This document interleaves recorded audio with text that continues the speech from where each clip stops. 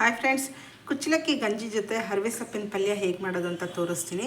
ಈ ಹರವೆ ಸೊಪ್ಪನ್ನ ಚೆನ್ನಾಗಿ ಕ್ಲೀನ್ ಮಾಡಿಕೊಂಡು ಕಟ್ ಮಾಡ್ಕೋಬೇಕು. ತೊಳೆದ್ಬಿಟ್ಟು ಕಟ್ ಮಾಡ್ಕೋಬೇಕು.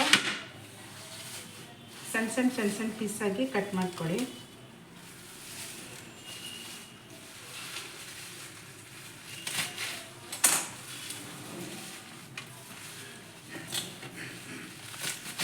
ಈ ಥರ ಸಣ್ಣ ಸಣ್ಣ ಸಣ್ಣ ಸಣ್ಣ ಪೀಸಸ್ ಆಗಿ ಕಟ್ ಮಾಡ್ಕೊಳ್ಳಿ. ಈ ಹರವೆ ಸೊಪ್ಪಿನ ಪಲ್ಯ ನಾನು ಮಾಡ್ತಾ ಇರೋದು ಇದು ಹಾಗೆ ಮುರಿದು ಮಾಡೋದಲ್ಲ. ಈ ಥರ ಸಣ್ಣ ಸಣ್ಣ ಸಣ್ಣ ಸಣ್ಣದಾಗಿ ಕಟ್ಟಾಗಿರಬೇಕು. ಪಲ್ಯ ಇದು ಕಡ್ಡಿ ಎಲೆಗಳು ಎಲ್ಲ ಈ ಥರ ಸಣ್ಣ ಸಣ್ಣದಾಗಿ ಕಟ್ ಮಾಡ್ಕೋಬೇಕು. ಈ ಸೊಪ್ಪುಗಳನ್ನ ಯಾವುದೇ ರೀತಿ ಸೊಪ್ಪುಗಳನ್ನೂ ಈ ಬೇಸಿಗೆಲೇ ಹೆಚ್ಚು ತಿನ್ನೋದು. ಯಾಕೆ ಅಂತಂದರೆ ಇನ್ನು ನೆಕ್ಸ್ಟ್ ಮಳೆಗಾಲ ಸ್ಟಾರ್ಟ್ ಆಯಿತು ಅಂದರೆ ಸಣ್ಣ ಸಣ್ಣ ಹುಳಗಳೆಲ್ಲ ಮೊಟ್ಟೆ ಇಡೋಕ್ಕೆ ಸ್ಟಾರ್ಟ್ ಆಗಿಬಿಡುತ್ತಂತೆ. ಅವೆಲ್ಲ ಈ ಎಲೆಗಳ ಮೇಲೆ ಮೊಟ್ಟೆ ಇಡುತ್ತೆ ಅಂಥೇಳಿ ನಾವು ಮಳೆಗಾಲದಲ್ಲಿ ಸ್ವಲ್ಪ ಕಡಿಮೆ ಈ ಸೊಪ್ಪುಗಳು ಯಾವೂ ತಿನ್ನೋದಿಲ್ಲ.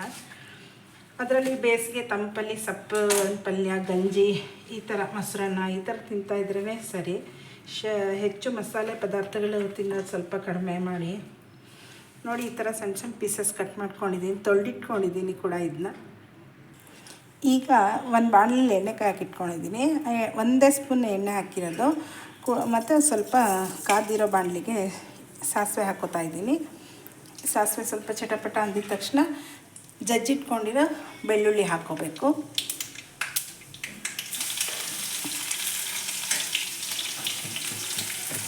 ಮತ್ತು ಒಂದೇ ಒಂದು ಮೆಣಸಿನ್ಕಾಯಿ ಹಾಕೋತಾ ಇದ್ದೀನಿ. ಕರಿಬೇವು ಸೊಪ್ಪು,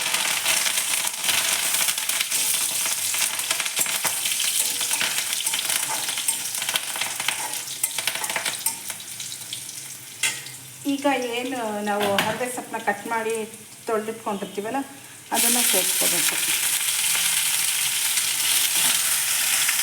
ರುಚಿಗೆ ಉಪ್ಪು ಹಾಕ್ಕೊತಾ ಇದ್ದೀನಿ. ಈ ಹರವೆ ಸೊಪ್ಪಿನ ಪಲ್ಯಗೆ ಯಾವುದೇ ರೀತಿ ಮಸಾಲ ಪೌಡ್ರು ಏನೂ ಹಾಕಲ್ಲ. ಈರುಳ್ಳಿ, ಟೊಮೆಟೊ ಆ ಥರ ಏನೂ ಹಾಕಲ್ಲ. ಫುಲ್ಲು ಇದು ಡ್ರೈ ಪಲ್ಯ ಥರ. ಇದಕ್ಕೆ ನೀರು ಕೂಡ ಏನು ಹಾಕೋಗಿಲ್ಲ. ಬೇಯಬೇಕಾದ್ರೆ ಈ ಸೊಪ್ಪಲ್ಲೇ ಉಪ್ಪು ಹಾಕಿರ್ತೀವಲ್ಲ, ನೀರು ಈಗ ಅದೇ ಬಿಟ್ಕೊಳ್ಳುತ್ತೆ. ಮತ್ತು ಸ್ವಲ್ಪ ಪಲ್ಯ ಎಲ್ಲ ರೆಡಿ ಆದಮೇಲೆ ಸ್ವಲ್ಪ ತೆಂಗಿನ ತುರಿ ಹಾಕೋದಷ್ಟೇ. ಚೆನ್ನಾಗಿರುತ್ತೆ ಸೊಪ್ಪು. ತುಂಬ ಇದು ಕುಚ್ಚಲಕ್ಕಿ ಗಂಜಿಗೆ ಕಾಂಬಿನೇಷನ್ನು ತುಂಬ ಚೆನ್ನಾಗಿರುತ್ತೆ. ಈ ಥರ ಒಂದು ಸತಿ ಟ್ರೈ ಮಾಡಿ. ಹೆಲ್ದಿನೂ ಕೂಡ. ಬೆಳ್ಳುಳ್ಳಿ ಎಲ್ಲ ಹಾಕಿರೋದ್ರಿಂದ ಕೆಮ್ಮು ಇದ್ದವ್ರಿಗೆ ಕೆಮ್ಮೆಲ್ಲ ಕಡಿಮೆ ಆಗುತ್ತೆ. ನೋಡಿ, ನೀರೇನು ಹಾಕಿಲ್ಲ, ಎಷ್ಟು ನೀರು ಬಿಟ್ಕೊಂಡಿದೆ ನೋಡಿ. ಎಷ್ಟೊಂದು ಈ ಸೊಪ್ಪಲ್ಲೇ ನೀರಿನ ಅಂಶ ಎಲ್ಲ ಇರುತ್ತೆ, ಅದೇ ಬಿಡುತ್ತೆ. ಹೀಗಾಗಿ ನೀರೇನು ಹಾಕೋದೇನು ಬೇಡ. ಈ ನೀರೇನಿದ್ರಲ್ಲೇ ಈ ಸೊಪ್ಪು ಕೂಡ ಬೇಯುತ್ತೆ. ನೀರೆಲ್ಲ ಹಾಕೋಕ್ಕೆ ಹೋಗಬೇಡಿ, ಚೆನ್ನಾಗಾಗಲ್ಲ. ಸ್ವಲ್ಪ ತುರಿದಿಟ್ಕೊಂಡಿರೋಂಥ ತೆಂಗಿನಕಾಯಿ ಹಾಕ್ಕೊತಾ ಇದ್ದೀನಿ. ತೆಂಗಿನಕಾಯಿ ತುರಿದು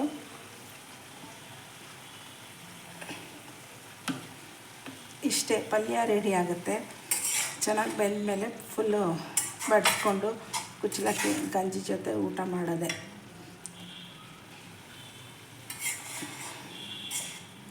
ಈ ಥರ ಒಂದು ಸತಿ ಟ್ರೈ ಮಾಡಿ. ಯಾವುದೇ ರೀತಿ ಮಸಾಲೆ ಅದು ಇದು ಏನೂ ಇರಲ್ಲ. ತುಂಬ ಟೇಸ್ಟಾಗಿರುತ್ತೆ. ಈ ಹರವೆ ಸೊಪ್ಪಿನ ಪಲ್ಯ ನೋಡಿ ಎಷ್ಟು ಚೆನ್ನಾಗಿ ರೆಡಿ ಆಗಿರುತ್ತೆ. ಇದು ಸರ್ವ್ ಮಾಡ್ಕೊಳ್ಳೋಣ. ತುಂಬ ಟೇಸ್ಟಾಗಿರುತ್ತೆ. ಗಂಜಿ ಜೊತೆ ಅಂತೂ ಎಷ್ಟು ತಿಂದ್ರೂ ಇನ್ನೂ ಬೇಕು ಅನ್ನೋ ಥರ ಇರುತ್ತೆ. ಕೂಡ ಹೆಲ್ದಿ ಕೂಡ. ಹರವೆ ಸೊಪ್ಪಿನ ಪಲ್ಯ ಕುಚ್ಚಲಕ್ಕಿ ಗಂಜಿ ಜೊತೆ. Thank you.